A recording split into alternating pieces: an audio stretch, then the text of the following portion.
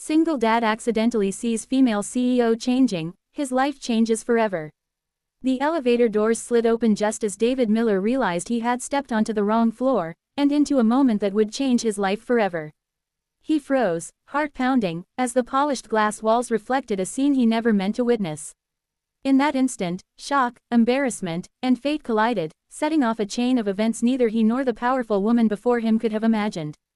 David Miller was 36, a widowed single father doing his best to hold the pieces together. Every morning began before sunrise, packing lunches and tying shoelaces for his 8-year-old daughter, Emily. Since losing his wife, Sarah, to a sudden illness 3 years earlier, David's life had narrowed into a simple rhythm: work, home, and hope that tomorrow would hurt a little less. He worked as a maintenance technician in a towering corporate building downtown, grateful for steady hours and health insurance, even if the paycheck barely stretched to the end of the month. The building belonged to Hartwell Innovations, a global tech company led by its formidable CEO, Rebecca Hartwell.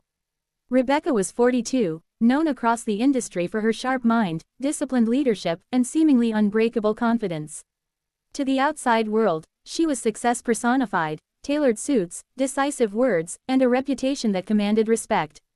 But behind the closed doors of her executive floor, Rebecca carried her own quiet loneliness, having sacrificed personal relationships for a career she believed demanded everything. That morning, David had been called to fix an urgent electrical issue on the executive level. Nervous but focused, he followed the instructions given by security.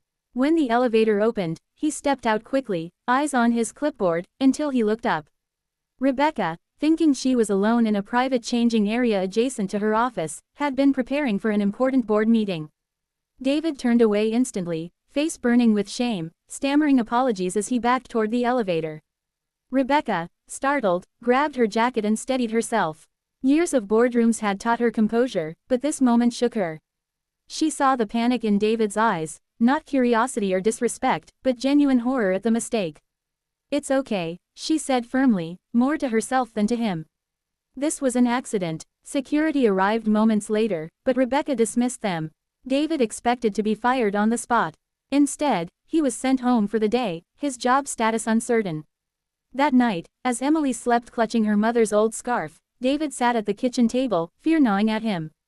Losing this job would mean losing everything he had worked so hard to protect. The next morning, David was summoned to Rebecca's office. The room was expansive yet minimalist, sunlight streaming through tall windows. Rebecca studied him quietly before speaking. "Mr. Miller, I reviewed your record. You've been reliable, honest, and hardworking for years."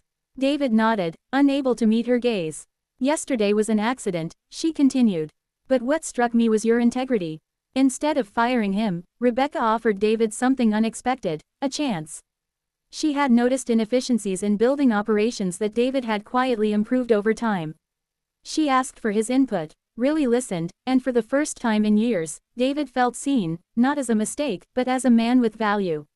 Their professional interactions grew frequent. David spoke about Emily, about balancing grief and responsibility. Rebecca found herself opening up in return, sharing the pressure of leadership and the isolation that came with it. They were two people from different worlds, connected by loss, resilience, and an unspoken understanding. Challenges came quickly. Office rumors spread, twisting their interactions into something improper. David worried constantly about how appearances might affect his job and his daughter. Rebecca faced backlash from board members who questioned her judgment in trusting, just a maintenance worker. The stress threatened to undo the fragile trust they had built.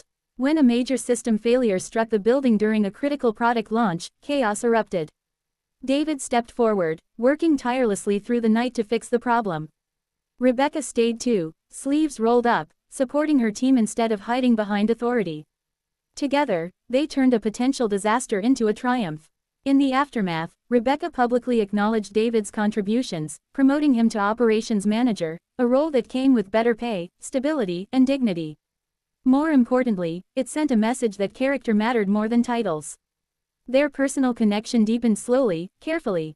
Emily met Rebecca one afternoon, instantly warming to her kindness.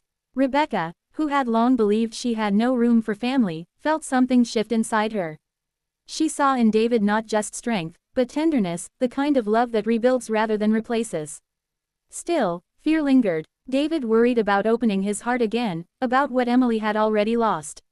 Rebecca feared vulnerability more than any hostile boardroom. But life had already taught them that avoiding pain meant avoiding living. The turning point came on the anniversary of Sarah's passing. David stood at the cemetery with Emily, struggling to find words. Rebecca joined them quietly, offering support without intrusion. Later that night, David realized something profound. The accident that once felt like the end of his world had actually opened a door to healing. Months later, Hartwell Innovations launched a new initiative focused on work-life balance and opportunity for overlooked employees, inspired by David's journey. Rebecca's leadership evolved, becoming not just powerful, but compassionate. David built a future where Emily could dream freely, no longer defined by loss. Their story didn't begin with perfection, it began with a mistake, an uncomfortable moment that demanded honesty and grace. In choosing understanding over judgment, courage over fear, both David and Rebecca discovered that life's most unexpected moments can become its greatest blessings. And in the end, the lesson was clear. Sometimes, the moment you think ruins everything is the very moment that rebuilds your life, stronger, kinder, and filled with hope.